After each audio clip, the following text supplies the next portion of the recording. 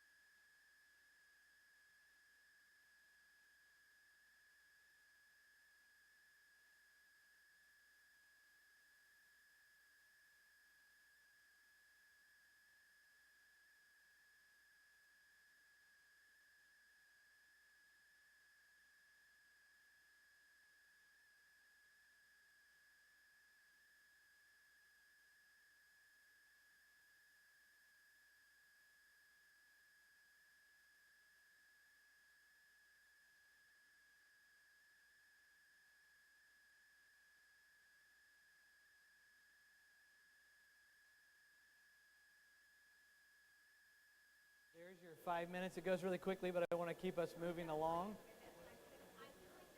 Up on the screen, I mentioned that we have these 3 big rocks.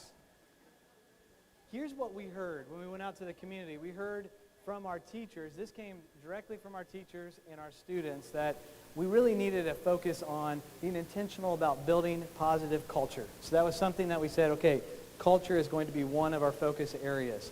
And then we unpacked that and said, well, what does that mean? And we got into it, and I'll show you, you can look at that in your guide that's in front of you. We also heard one of the reasons people move here, and I actually heard this from a 6th grade kiddo today in a classroom. I said, what do you love about school? I love the diversity in our school. I love that I get to interact with multiple cultures, that we have an international location that people love to come to and we learn. I hear that from kids all the time. I hear it from families all the time. It's one of the greatest gifts that we have our kids get to interact with the global community right here within our walls. And so inclusive excellence was so important that we had that as a front and center piece of our work, and that it integrated through everything that we did in preparing them for life. And then finally, personalized learning. We've talked a lot in our past about individual learning with IEPs, and we know what that looks like for kids with special needs. We also know what differentiation means, where we're giving students different opportunities and different pathways. And then we started to move towards personalization. All of those different avenues and pathways I mentioned are all important, but the personalization puts the student and their voice at the middle and becoming an advocate for themselves, understanding themselves as a learner so that they can be a part of co-authoring their learning through time. So that's something our teachers have really started to really understand. What does that look like? How do I continue to honor the person in that personalization? So those are our three big rocks. We call that the foundation of the work that we do here. It goes in and out of everything that every decision we make, we think through this lens as a district. Through the pandemic, this was the anchoring piece that kept us continuing to move forward in a steady momentum forward. So it's so important. It really captures what we believe here as a community. In front of you, you will see the next iteration. One thing you'll notice about Mason City Schools, and you know this, is we have a spirit that wants to continue to improve. We don't like to sit still. So we had the three rocks, we had the three guides, and then we kept talking about these are really integrated pieces. Well, then we need to have a guide that integrates them together. And so through great work and lots of input through lots of teams, multiple iterations of this, Aaron Roberts and a crew helped to come up with the guide that you have in front of you that really brings that together in that design into one guide, which we call your guide or our guide into Mason City Schools, to understand that, capturing nothing new, but capturing all the pieces into one. Inside that guide, you'll see a page that looks like this. That's for you. When you take this with you, if you want to take notes, but it also has a QR code there. So if you want to continue to connect with us as we do the work for the Journey to 2030, that's a QR code and an invitation for you to join us on that journey and participate in that. One of the things this year we talked about, we've always talked about Mason moments. You've heard us talk about Mason moments. And that really grew out of a lot of conversation around the book called Power of Moments. Have you read the book Power of Moments? Some of you have? Yeah, it's a great book. I see some people shaking their head, the Heath brothers. That book talks about how a moment can be so powerful. And we talk about that as a district and how those moments really make us who we are. Those moments, that's where culture happens. The 20 square feet I walk in with runs into your 20 square feet, and that's a moment, and that moment is where we get to know each other. That moment is where we get to move forward together. Well, those moments together begin to add up to create momentum. And momentum is a scientific idea, but this year we were able, my co-host Josie and I were able to teach the formula of Mason momentum to our entire staff, like 1,300 people. Now, momentum could be a complicated concept because it has these three parts to it. You have mass, the people. You want a lot of people to believe in where you're going. So that's that mass that builds inertia. You have speed, the speed of trust, the speed of readiness that we have as a community to move forward. And then you have direction. And that's what we're kicking off now, is establishing that direction that will begin to pull all the good things that we have together in one direction as a district. So let's see a recap, I think.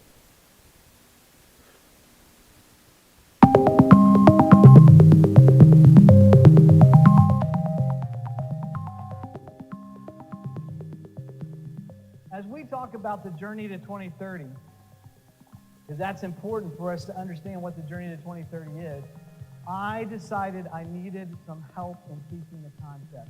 So we're going to learn the formula of momentum and how it connects to the work we do every day. But I can't do that alone. So I'm going to invite my co-host out to join me. Let me go get my co-host. And when you see our co-host, make sure you give a warm welcome.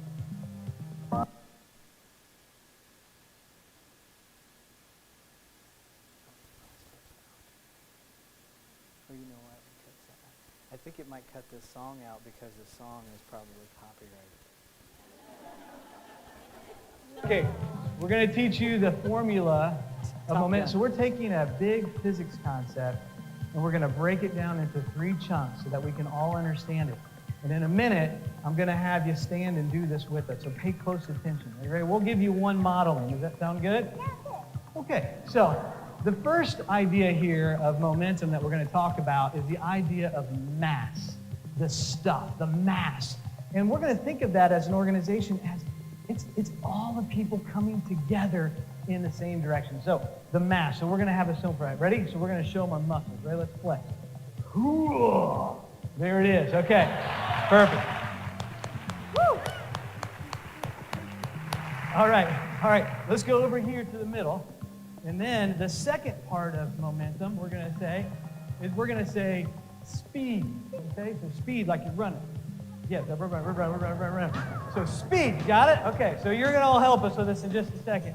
Okay, ready? Let's go right over here. And then we're going to come over here, and we're going to talk about the third part, which is direction. Points to where we're going in the future. Ready? Boom! There we go. You got it. Direction. Okay, let's give Josie a hand. Let's go. Let's do it. All right. We're going to have you stand up and practice with us, and when you see the symbol, you're going to yell out the concept. So we've got mass, speed, direction.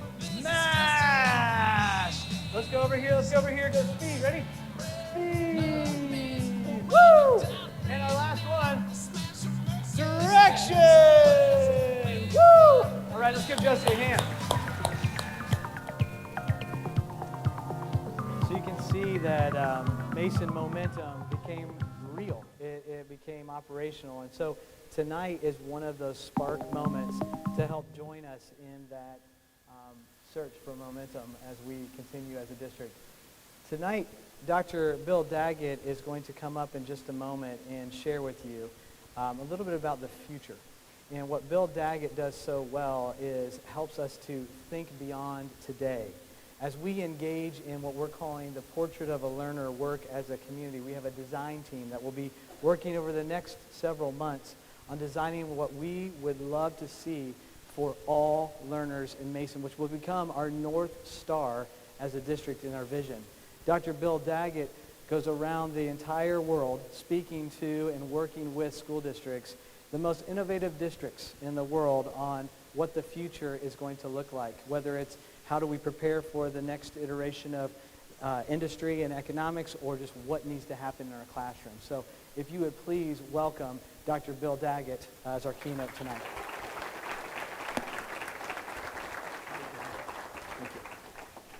Thank you. Good evening to everyone.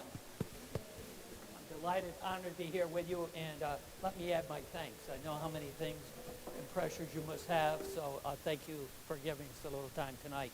What I want to talk to you about briefly tonight is what are we finding in the nation's most rapidly improving schools? I have the privilege of heading up a national network for the American Association of School Superintendents, where we're identifying the nation's most rapidly improving schools, the really good schools that are trying to become absolutely great. That's your category. We also look at struggling schools just trying to get good. But you've got really, really good schools. And so the first lesson we've learned is don't let it be a new thing. I spent the day in your district. I was in all 5 buildings. You have enormous number of very innovative and successful programs. You want to use those as the bedrock of where you go in terms of going forward. Central to that is the culture, the 3 rocks. Build off of your culture. Make sure you have inclusive excellence, and you need to personalize learning. You are well positioned to address what needs to happen next, but here's the reality. Culture trumps strategy.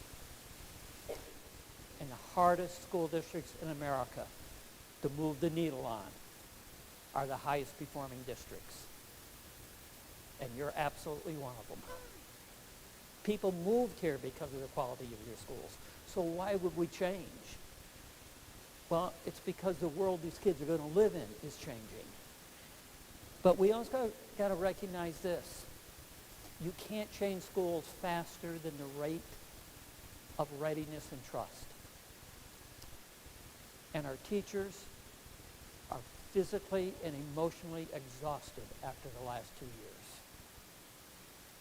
Our administrators are. Many of your kids are. They're struggling with trying to get back to some sense of normalcy. And so, while I'm going to push you tonight to say, let's think about 2025. And what are the skills and knowledges and attributes our kids might need?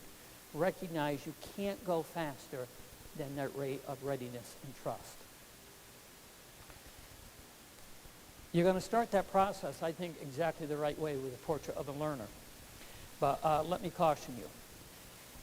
Unless you do a lot of deep thinking about what's the world look like 2, 3, 4, 5 years from now, what you're going to do is try to figure out how to make the schools better prepare kids for today. How many in the room have a son or a daughter who is a preteen, a teen, or in the early 20s? Of everybody just raised your hands, how many of you hope the person or persons you just raised your hands about sometime in the next decade becomes independent? Is there anybody that doesn't want that? Because if you don't want it, you're a sick person, let me tell you. So I want to talk to you about what will they need to know, be like to become independent in this changing world. And then briefly talk about, okay, is the 20th century system that we have in place teaching actually the right skills, knowledges, and attributes? Or are we just trying to get better and better and better at the old system? To do that, I want to talk a little bit about the kids. They're different. Boy, did we hear it. Jonathan, we heard it today repeatedly because we met with groups of kids in each of the schools. These kids today are different. Let me give you 4 examples. How many in the room got a driver's license within 6 months of becoming legal age to get your driver's license? Show your hands. Okay, almost everybody in the room. See, these kids are an extension of their technology. We know that, but they're more than that. Look at the data. And that was pre-pandemic. Post-pandemic? Now, why is that important? It's a change in lifestyle. Now, this next thing, I know none of you did. Okay, I know absolutely none of you did, but you may have had friends that did. Okay, and it wasn't necessarily a good thing. But how many of you had friends that before they graduated from high school went out at least once and had adult alcoholic beverages with other friends? No, not you. These are your friends that did this.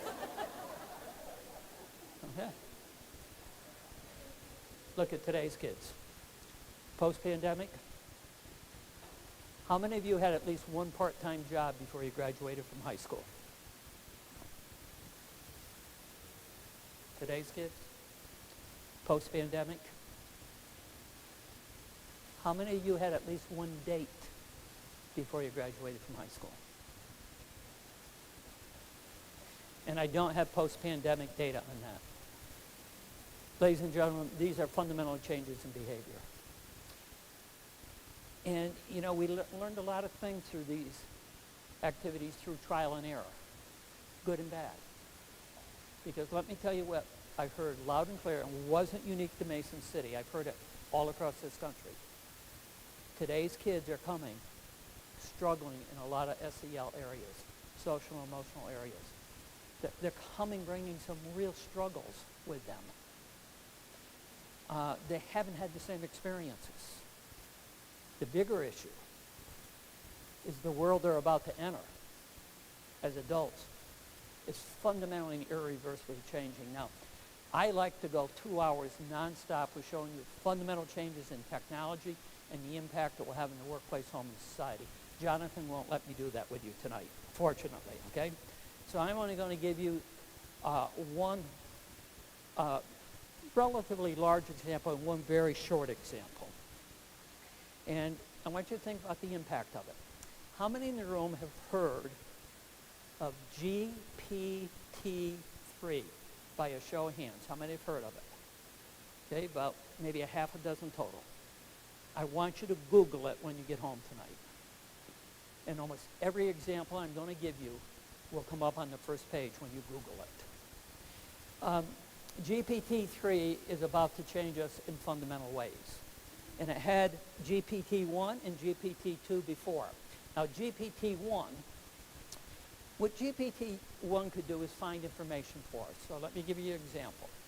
If I go to send Jonathan an email, and I put the first 2 letters of his email address in, who can tell me what happens? It pops up, his and anybody else with those first 2. Now, what's your first name? If Christine puts those same 2 first letters in, does she get the same list as I do? No. How come? Personalized to me. It's predictive analytics for me. It's based upon information related to me.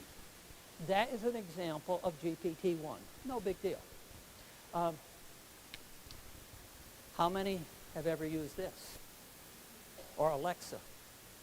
Is it extraordinary how quickly it can find information for you? All GPT-1. Now, then came GPT-2. Now, GPT-2 is 10 times more powerful, greater capacity than GPT-1. 10 times. All together, class, because I want you to remember this, GPT-2 has how much more capacity than GPT-1? 10 times. And what can it do? Well, now, it doesn't just find information, it tries to make some predictions about me based upon what it knows about me. So now, I go to send Jonathan an email. I put in his name, subject, I put the first 2 words in. What happens? What happens? Yeah, it finishes the sentence for me. Now, if this lady puts the same first 2 words in, is it going to finish the same sentence as it did for me? And the answer is no, it won't. It's based upon the phraseology that I use. If you're an educator, you know what Lexile is, which is a reading level. It knows my Lexile writing level. It personalizes it to me. Again, not too big of an issue. Now I want to divert another part of GPT-2. How many have used GPS ever? Global Positioning System. I flew in last night to Cincinnati Airport. Pull up, got to rent a car, put my address in first. I was confused because it told me I was in Kentucky, and I didn't know. I thought, uh-oh, did I go to the wrong airport? And then I realized I was still okay. And I drove up here.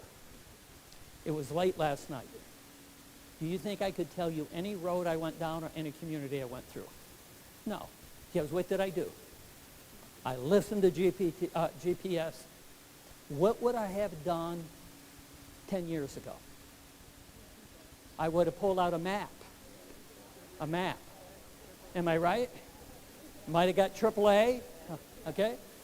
Studied it, understood it, and see, what happened was it began to change things.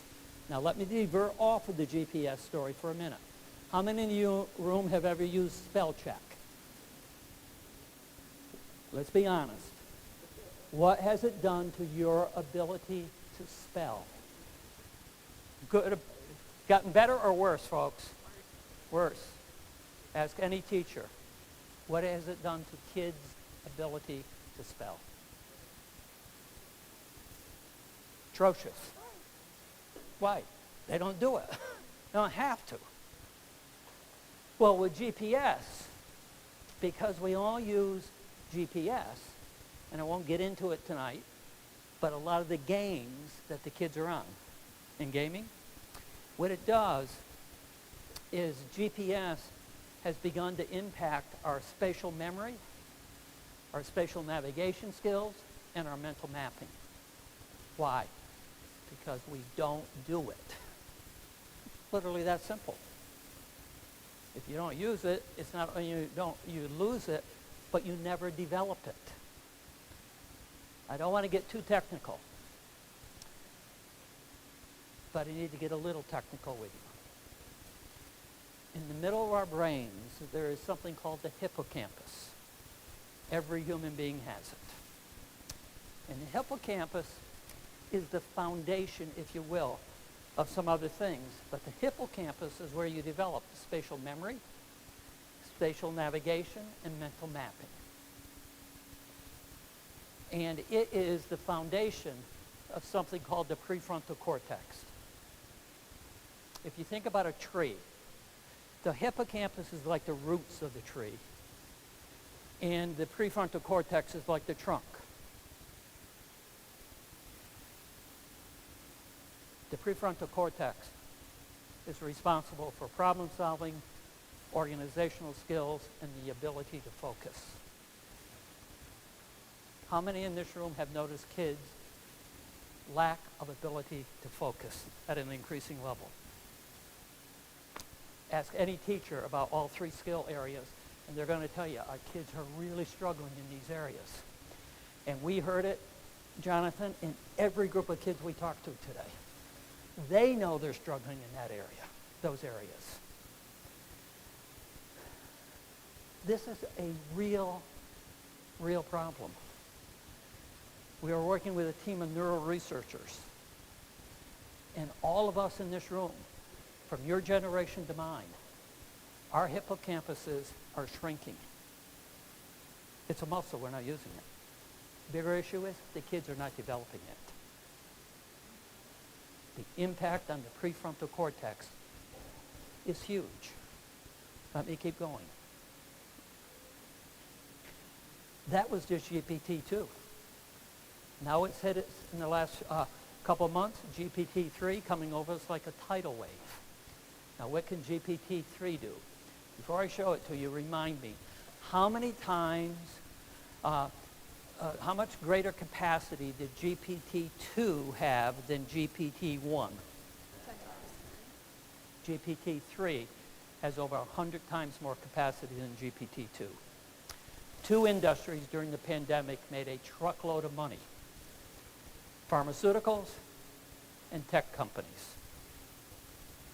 And tech companies, this national commission I chair for AASA called Learning 2025, we had 5 of the leading tech CEOs in the country on our commission. And they've made it clear as can be that the tech companies understand there's one major industry they have not yet penetrated that they're now ready to go after, and that is education. And they're saying, you know what? You want to personalize instruction? You want to do some things differently? We got the capacity. And so, let's see what GPT-3 can do. 100 times more powerful. See, GPT-1 found information. GPT-2 monitored and predicted. GPT-3 creates information. So what can it do? I now go to send Jonathan an email. I put name, subject matter in. I put the first 2 words in. These apps will be widespread.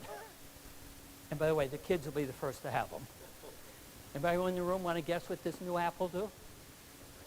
It'll write the entire email. The entire email. By the way, in the private sector, in business, will they want, if that technology can do it faster, more efficiently than a human being, will they want it to use the technology? Of course. Are you going to use it in your own life?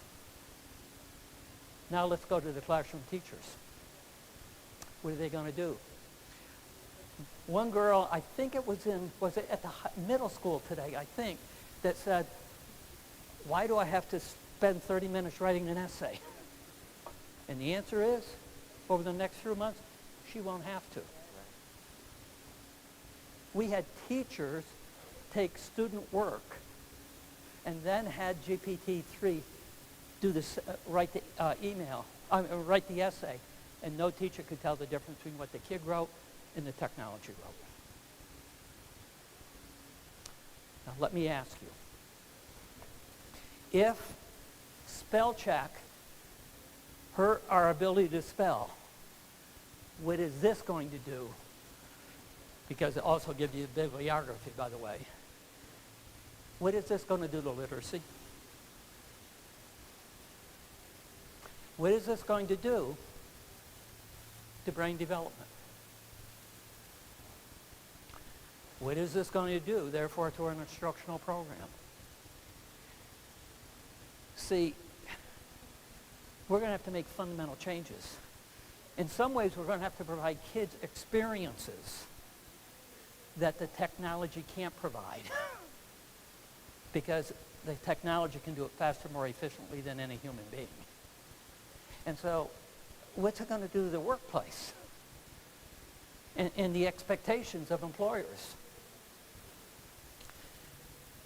Keep this in mind. If you can write an algorithm for any task, the technology can do it faster, more efficiently than a human being. And the problem with artificial intelligence is they now have algorithms that can write algorithms 24/7. So the rate of change in technology is about to explode on us. And what do we see? I just gave you one. I just gave you GPT-3. There's a whole list. Jonathan won't let me give you all of them in the interest of time. But I want to hit one, deep fake. And this company, 2 weeks ago, this past Monday, released this new product. And it's another company released a similar one about a month ago. That was called Dolly. And Bill Wakefield on CBS News just talked about it. What it does is I can take, and we were close to this in one of the classes today. In one of the classes, it's a 7-week course at the high school, where the kids were taking, and they could take a picture of something and superimpose other things over the picture. So I could take your picture and, put somebody else's body on it. Okay? And they were doing it because that software is there now. They were doing it at the high school today. It's deeper than that. With this, I can take, as long as I have a video of you, I can take with an app, type in what I want you to say. It looks just like you. And it says whatever you want it to say. Just watch it for a moment. And the head, the eyebrows, the mouth, the way it moves. It's all synthetic. I could be lounging at the beach and say, folks, I'm not going to come in today, but you can use my avatar to do the work. You could do that. Watch how it plays out. This is the result. The words you're hearing were never spoken by the real Bill into a microphone or to a camera. He merely typed the words into a computer and they come out of my mouth. How about the kid that wants to accuse the teacher of something crazy? Has anybody noticed we're in a political season right now? Have anybody noticed that both sides can be relatively nasty? Can you understand how complicated this stuff is? By the way, do we need to teach things like digital ethics to kids? Because they know how to use the technology. But are we teaching them how to use it appropriately? But as I said, culture trumps strategy. Over the next several months, Jonathan, as you do Portrait of a Learner, I hope this community begins to have lots of discussions. We just met, this gentleman could give lots of examples about the future. This gentleman over here, I just met you a few minutes ago tonight, you could give lots of examples. We need to have people in this community begin to talk with each other, with you. You did 125 families. We need to get people from the community and not the educators out talking with each other. Let's talk about what this future looks like before we say, what do we want our kids to know, do, and be like? Because, as I said, you can't go faster than the rate of readiness and trust. And there are some people who just won't want to hear anything about the technology. And by the way, I'm not very good at it. I just talk about it. I still like paper. How many join me? How many still like I still like paper. And so let me show you what happens in the family if you try to go too fast. Okay? And a husband wants everything digital. And the wife still wants paper. Let's see who wins. Emma. Huh? Emma.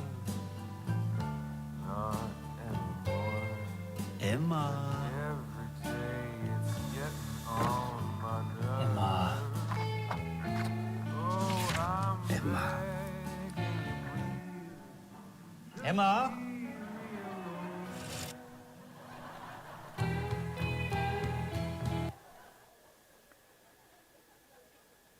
So don't go faster than the community's ready to let you go, is my advice.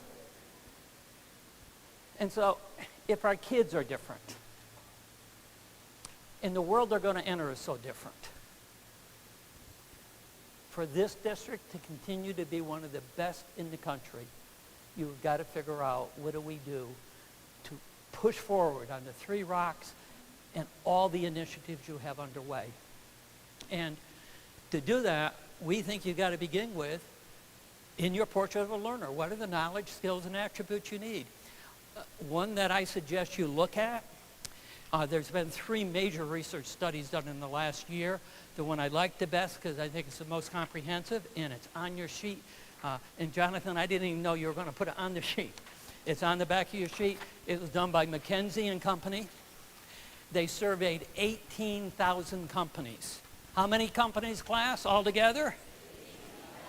Small, medium, and large, cut across every industrial sector. And they said, identify the skills, knowledges, and attributes your workers will need over the next 3 years. And they broke it into 4 general categories. They broke it into cognitive, or what I would call academic, interpersonal, self-leadership, and digital. And ladies and gentlemen, when it comes to the top left-hand corner, there are a few places in America better than Mason City.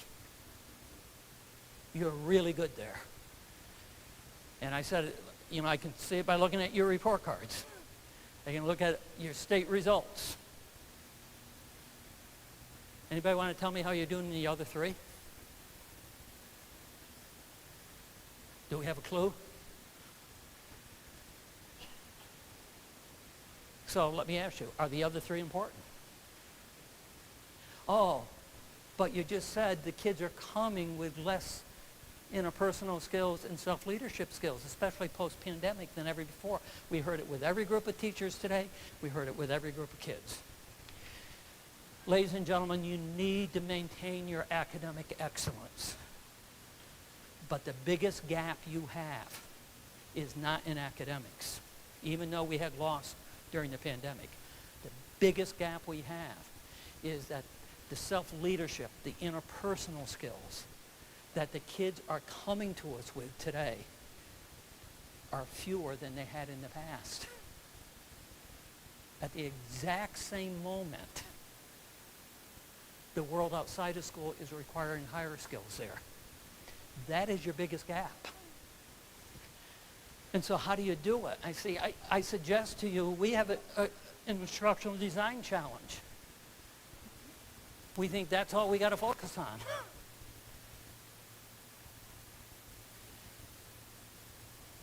Some of the educators know something called the Rigor and Relevance framework. It's been used in the country over the last few years. And what is it? If you put academic rigor up the left-hand side of this chart, and it's something called Bloom's taxonomy. Remembering and understanding, that's what state tests measure. By the way, I ran the largest state testing program in America for 7 years, the New York State Regents. That's what we test, because that's the state of art of testing. But we know that we got to get the kids up to analyzing the evaluation level. When it comes to relevance, we test at level 1 and 2. And in the last 2 years, because of advancing technology, the workplace has moved from level 4, which the technology can now do. If you can write an algorithm, the job is gone, to level 5. We've got to get them over here. How did we get them over there? And this is where I think Mason City is 2 steps ahead of most of the country. You've begun to do it with program after program after program. You know, Jonathan, what I saw today, it would be great at some point to have an open house and let the kids see the very programs I saw in your district. Because what you've done is you've figured out, yes, reading, writing, mathematics, absolutely essential. But if we're going to get them to these higher level skills, and you're getting them there, we began to see things need to be interdisciplinary. I had to ask a number of times today when I saw programs, what discipline is this? Is this math I'm looking at, or is this business ed? Is this language arts, or is this the arts? You begin with integration. STEAM and STEM programs do that. Problem-based learning does that. The issue you run into the second you try to do any of these tasks, they don't nicely fit our 20th century instructional model, which is everything in silos by disciplines. And so how do you break those barriers down? And you're finding ways. But the problem is, not the problem, the reason I think your program is working so well is you have shifted. When we were kids, our classrooms were what I call command and control. I am the teacher. Here's your assignment. You get that sucker done. Okay? It was command and control. When we asked the middle school and the high school kids today what needs to be different, they kept saying things like, I need to be inspired. I need to have the opportunity to create. And the programs that are working in your very district have shifted from classrooms that were heavily command and control to ones that were more inspire and create. Now let me be clear. Every classroom has to have some degree of command and control, or you got chaos. But it's been a shifting balance. We know how to do that. So the question is, can we do it within a personal? By the way, by show of hands, how many think honesty, trust, and teamwork are important attributes for our kids to have? Anybody think it is? How about things like empathy, resolution conflict, building relationships? How many think, if we look at self-leadership, things like perseverance, integrity, self-control is really important? A little or a lot, folks? Yeah. And then our coping and digital ethics and self-motivation. Here's the problem of everything I just showed you. It was only based upon a survey of 18,000 companies. I think it's a totally validated view of what the business world wants. But you are about a lot more than preparing kids for the workplace. So let me ask you a slightly different question than I asked 30 minutes ago. How many in the room have a son or a daughter who is late teens to mid-20s? Permit me to tell you what's going to happen to you. My kids are a couple decades older than that. Your son or daughter is going to come home in the not-too-distant future, and standing right next to them is going to be a young man or a young woman you're beginning to see an awful lot of.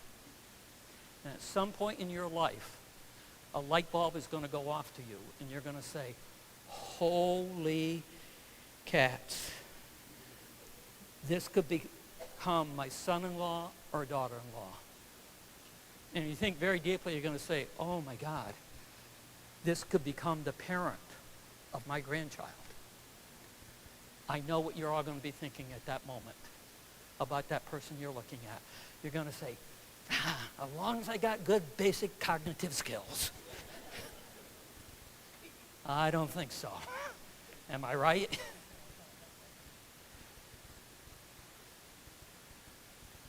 What do you open when you get a new next door neighbor? That they got a great transcript? Or interpersonal self-leadership? What do you want for your community leaders? What do you want for your elected officials? What do you want for your own classroom teachers? See, I don't think these relate only to the workplace. But this community has got to decide, as you do Portrait of a Learner, is that what you want? And then if it is, what does the instructional program look like? And what does the assessments you're going to use? What's the report card look like? Because for an employer, why do people get fired? Is it the red? Or is it the gold and the blue? Many of you are employers. What three are most important even in the hiring process? Oh, by the way, what do you think we're finding? Remember I head up a group with nation's most rapidly improving schools? What do you think we're finding in the districts that have made a decision that, in addition to academics is always essential. But what do you think happens when they spend more time than in the past on interpersonal self-leadership? What do you think happens to academics scores? Up or down, folks? Up through the ceiling. And so maybe the solution isn't that complicated. Because we knew what we had to do with cognitive skills. You've done it. Maybe you got to do that with all three. Maybe you got to do maybe you got to do the exact same thing. I didn't mean to go to the end, but that's okay because we're near the end. And maybe we got to change our instructional program. And I think you begin with your 3 rocks. Well, good. So, ladies and gentlemen, that's a quick overview. I look forward over the next several months to just kind of monitoring what you're doing and listening and hearing. Jonathan, I say to you, your executive staff, to the Board of Education, to the principals, thank you for having the courage in this community to bring the community together and say, where do we go in the future? Because if you want your kids to be independent as adults, ladies and gentlemen, they're going to need strong applied academics, interpersonal skills, and self-leadership skills. With that, thank you, and have a great work session for a little bit. Thank you very much.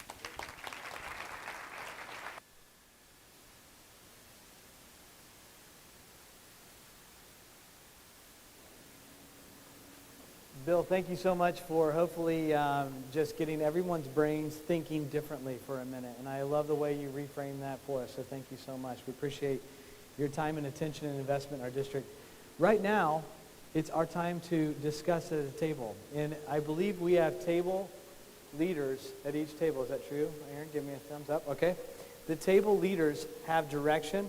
What I'd like you to do, table leaders, is go ahead and lead your conversation at your table, so that we can get some good ideas back. And then at the end, I'm going to bring us together in about 20 minutes to do some quick share outs around the room.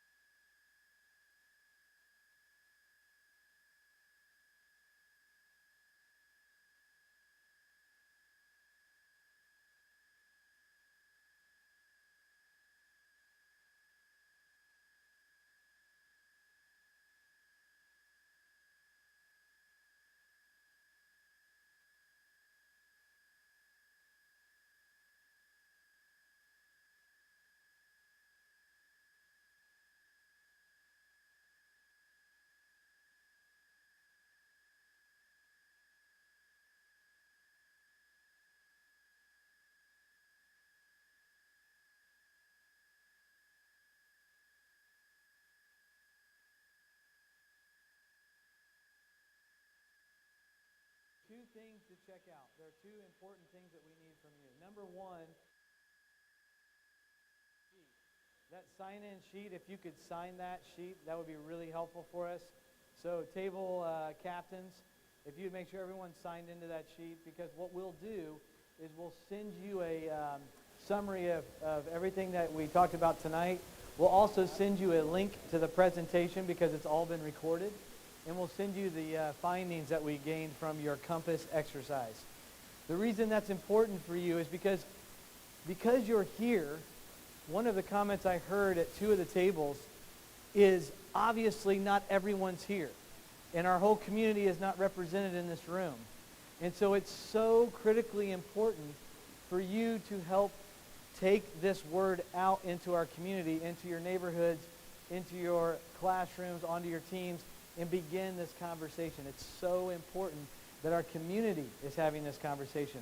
What we don't want to happen, back to the idea of Mason momentum, that speed concept of being ready and having trust, if we start moving along too quickly and people don't know what's going on, they get disenfranchised, frustrated.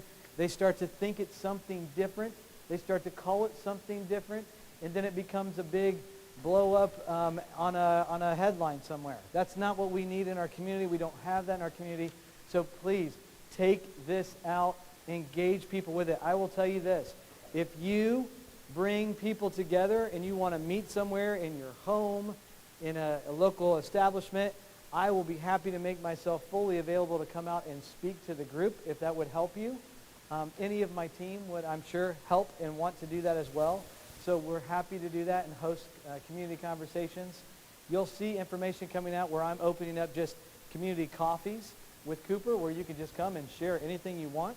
So when you see that information come out, you can bring people, you can suggest people to come. We're going to be talking about this information with them to engage more and more people to build that mass so that when we get ready to move, people are on the same trajectory as we are. Second checkout. On the screen here, this is called a mentee. I don't know if your camera will pick that up or not. It may pick that up. I'll try it from here to see. Did you really? Wow, that is impressive.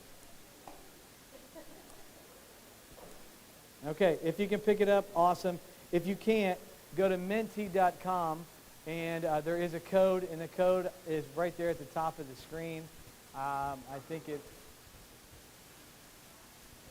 628971. Again, 56628971. 56628971. So if you go to mentee.com, mentee is mentee, MENTI.com. The code again is 5662 8971. And it's just asking you a question to check out for us. So if you could check out, add your ideas in there, that would be great. And last but not least, I want to thank you again for being here. This is really, really important for our future. I can't express that enough. This is where we're going in the future. And you are at the ground level of the launch. So thank you. I hope that you're willing to join us for the journey to 2030 and continue to engage. When we put information out, tell people they need to be here. Bring our community together, because this Mason City Schools is great because of our community and the input that our community has given us. So thank you again. Have a wonderful evening. I'll be around. Dr. Daggy will be around for a little bit. If you have any questions, please let us know. Thanks, everyone. Have a great evening.